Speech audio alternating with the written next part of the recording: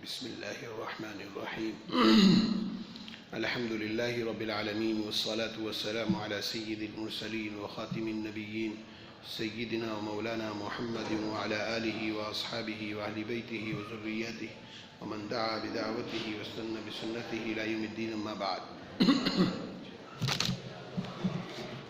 أعوذ بالله من الشيطان الرجيم. بسم الله الرحمن الرحيم. قل من كان عدوا لجبريل فإنه نزله على قلبك بإذن الله مصدقا لما بين يديه وهدى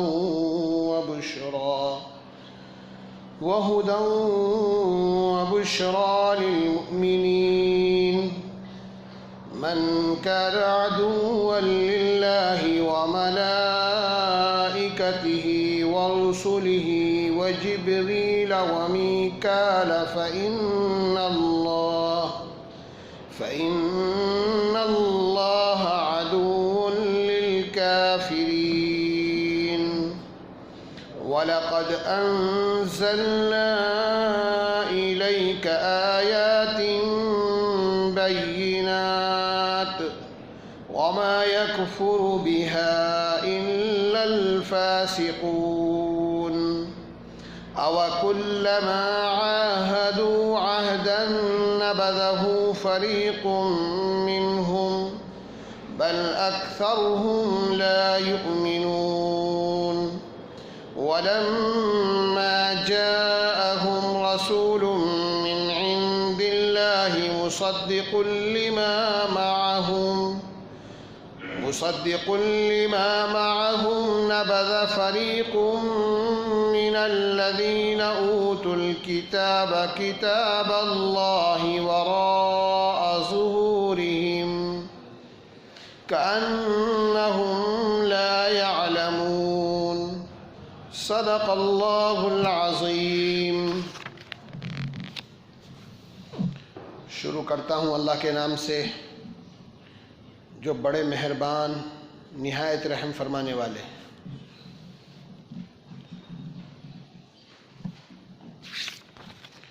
ذکر بنی اسرائیل کا چل رہا ہے.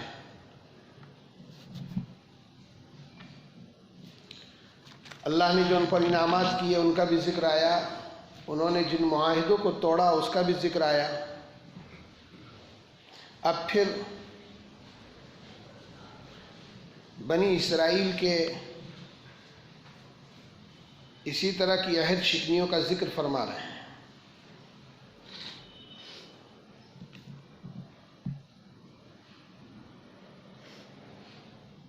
حضرت نبی کریم محمد رسول اللہ صلی اللہ علیہ وسلم پر یہ قرآن کریم نازل ہوا.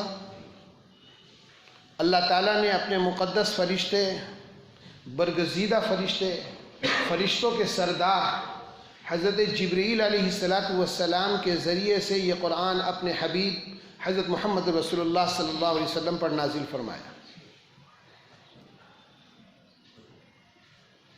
اللہ تعالیٰ اپنے تمام انبیاء پر، اپنے تمام رسولوں پر جو وحی بھیجتے تھے وہ اسی مقدس فرشتے کے ذریعے سے اور انہی کے ساتھ بھیجتے تھے کہ تمام فرشتوں میں سب سے مقدس، سب سے برگزیدہ فرشتہ وہ حضرت جبریل ہیں. اور اللہ تعالیٰ نے تمام آسمانی کتابیں انہی کے ذریعے اپنے نبیوں تک بھیجی. اللہ سے جو وحی کا سلسلہ نبیوں تک قائم ہوا کرتا تھا اور نبیوں پر جو پیغامات آیا کرتے تھے وہ حضرت جبرائیل علیہ السلام کے ذریعے سے آیا کرتے تھے.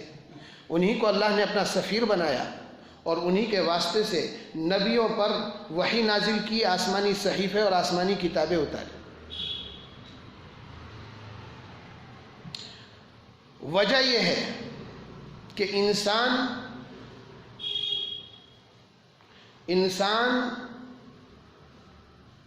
گوشت پوست سے بنایا گیا ہے. انسان کے خمیر میں مٹی شامل ہے.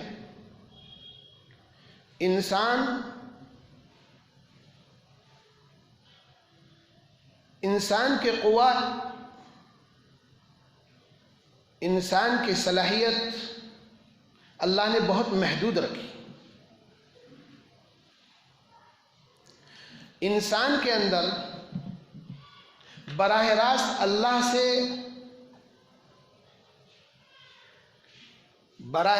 اللہ سے کلام کو قبول کرنا، تجلیات الہی کو اس جسم کے ساتھ برداشت کرنا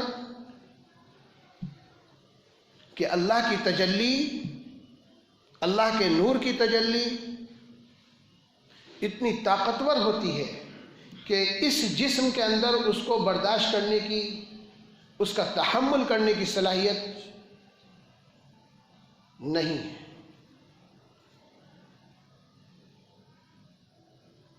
اس کے لیے درمیان میں ایک واسطے کی ضرورت ہے۔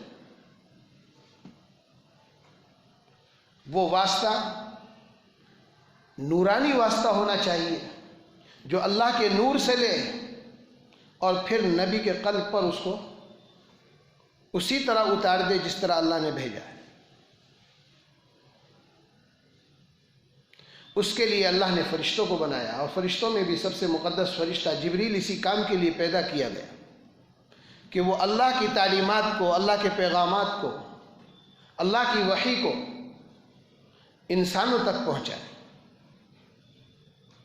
دیکھیے، نبی سب سے مقدس ہستی ہوتی ہے، پیغمبر کا رتبہ اللہ کے یہاں بہت بلند ہے، فرشتوں سے بھی زیادہ بلند، اس میں کوئی شک نہیں۔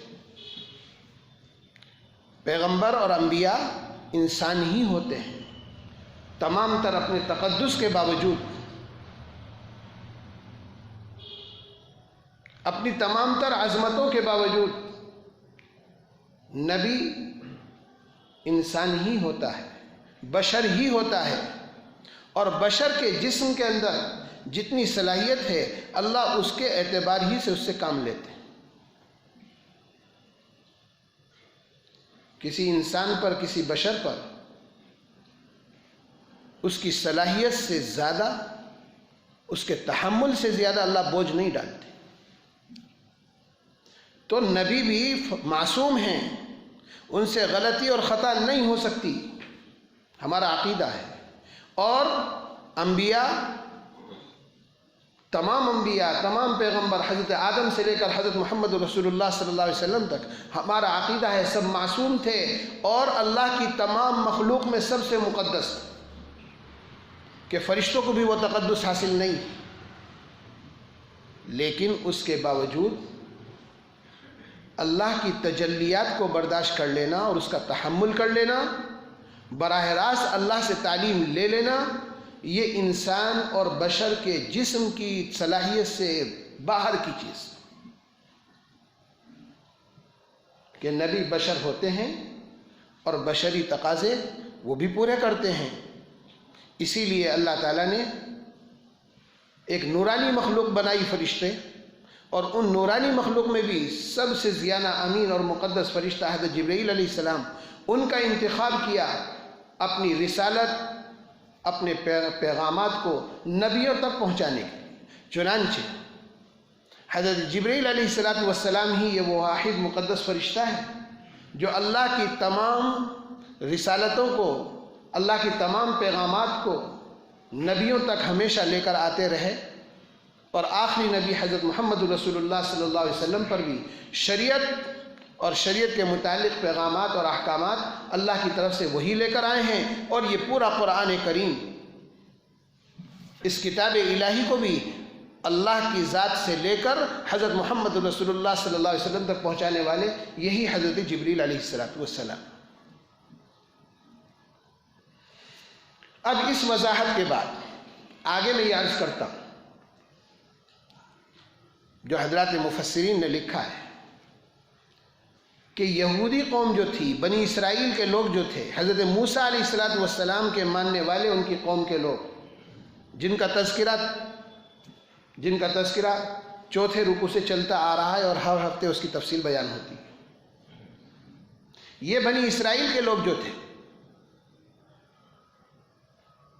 ان کی آسمانی کتاب کا نام ہے تورات، جس کا تذکرہ بار بار قرآن کرتا ہے، اردو میں ہم اس کو توریت کہتے ہیں۔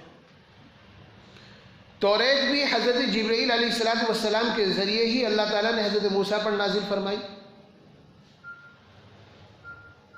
پیچھے اس کا بھی تذکرہ آ چکا ہے، جیسا کہ میں نے ابھی عرض کیا، پچھلی آیتوں میں پچھلے ہفتوں میں تفسیر گزر چکی ہے کہ حضرت موسیٰ علیہ السلام یہ تورات کتاب جب لے کر آئے، شریعت لے کر آئے، تو ان کی قوم کے لوگوں نے کہا ہمیں کیا معلوم اللہ نے دی ہے، اللہ کی طرف سے نازل ہوئی ہے، اللہ نے بھیجی ہے، اللہ ہم سے خود فرما دیں کہ یہ توریت ہم نے بھیجی ہے تو ہم اس کو مان لیں گے۔ پیچھے تفسیر گزری ہے، واقعہ گزرا ہے۔ حضرت موسیٰ علیہ السلام اپنی قوم میں سے 70 بزرگوں کو، 70 نمائندوں کو لے کر کوہ طور پر گئے، جہاں وہ آسمانی کتاب ملی تھی، تاکہ یہ براہ راست اللہ سے معلوم کریں اور اللہ ان سے فرما دے کہ ہاں یہ کتاب ہم نے اتاری ہے۔ وہاں تفصیل کے ساتھ یہ بات عرض کی گئی تھی کہ اللہ تعالیٰ نے ان سے کلام فرمایا اور یہ فرمایا کہ ہاں ہم نے ہی یہ کتاب اتاری ہے اور یہ کتاب ہماری طرف سے ہے اور تمہارے لیے دستور حیات ہے۔ تو اس پر بھی بنی اسرائیل کے لوگوں نے کٹ حجتی کی اور کیا کہا کہ جب تک اللہ کو اپنی آنکھوں سے نہیں دیکھ لیں گے تب تک نہیں مانیں گے۔ آواز تو معلوم نہیں کہاں سے آ رہی ہے، حتیٰ نر اللہ جہرۃ فاخذتکم الصاعقہ وانتم تنظرون، اس آیت کی تفسیر میں یہ ساری تفسیر اس وقت گزری۔ مجھے یہاں یاد کرنا ہے کہ بنی اسرائیل کے لوگوں نے اللہ کو براہ راست دیکھنا اور اللہ کے کلام کو سننے کی خواہش ظاہر کی تو اللہ کو جلال آ گیا، فاخذتکم الصاعقہ، اللہ کی طرف سے جھنجھوڑا گیا کہ اتنی جرت ہو گئی تمہیں، نبی کی بات بھی تصدیق کرنے کو تیار نہیں، نبی کی بات کو بھی ماننے کو تیار نہیں، اور بات پر بات کو بڑھائے چلے جا رہے ہیں کہ اللہ ہم سے خود فرمائیں گے تو مانیں گے اور اللہ کو ہم اپنی آنکھوں سے دیکھ لیں گے تب مانیں گے، اس کے بغیر نہیں۔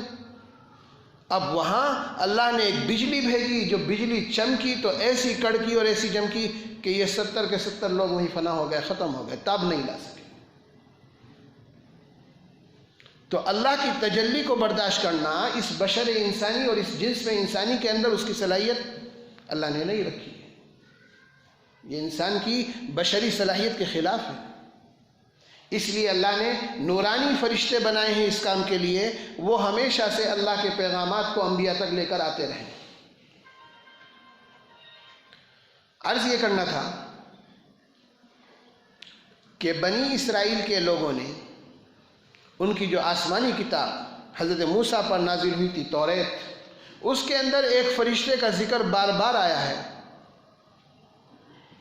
جس میں اس بات کا ذکر کیا گیا ہے آج تک ان کے تحریف شدہ نسخوں میں جو اپنی اصل شکل میں نہیں ہیں، اس میں بھی یہ بات آج تک موجود ہے کہ ایک فرشتہ